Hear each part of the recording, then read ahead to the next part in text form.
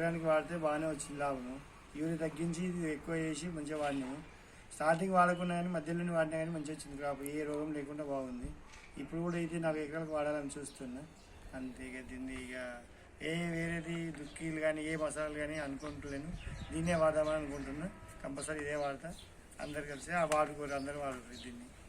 మీకు last crop కు 3 ఎకరాలకు ఒక ఎకరం మనది వాడేది కదా? 1 ఎకరం వాడినా అంతే. 2 ఎకరాలు ఎట్లా అనిపించింది, ఈ 1 ఎకరం ఎట్లా అనిపించింది? 2 ఎకరాలు డిఫరెన్స్ వచ్చింది, ఎకరం డిఫరెన్స్ వచ్చింది, చాలా డిఫరెన్స్ వచ్చింది. దానికి ఇంత అది దుంపపోయే రోగం వచ్చింది, అంత దుంపపోయింది. దీనికి దుంపపోయే రోగం లేదు, గట్టి ఉన్న కాడికి గట్టిగా వచ్చింది. రిజల్ట్ బాగా అనిపించింది.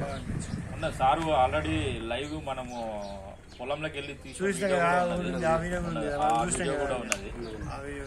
ఇప్పుడు ఏమనుకుంటారు మీరు, రైతులకు చెప్పే సూచన ఏంటి? ఇప్పుడు నేను చెప్పవలసింది ఏం లేదు, పక్క ఇదే వాడాలని చూస్తున్నాం అంతే. 4 ఎకరాలకు ఇదే వాడాలని చూస్తున్నాం. నలుగురు కూడా చెప్పాలనుకుంటున్నా. చెప్పాలంటే ఇక తెలిస్తే చెప్తాం కానీ వాళ్ళు వినాలి కదా. ఫస్ట్ మనం చేంజ్ చూసిన తర్వాత రిజల్ట్ వాళ్ళు వింటారో తినరో తెలియదు.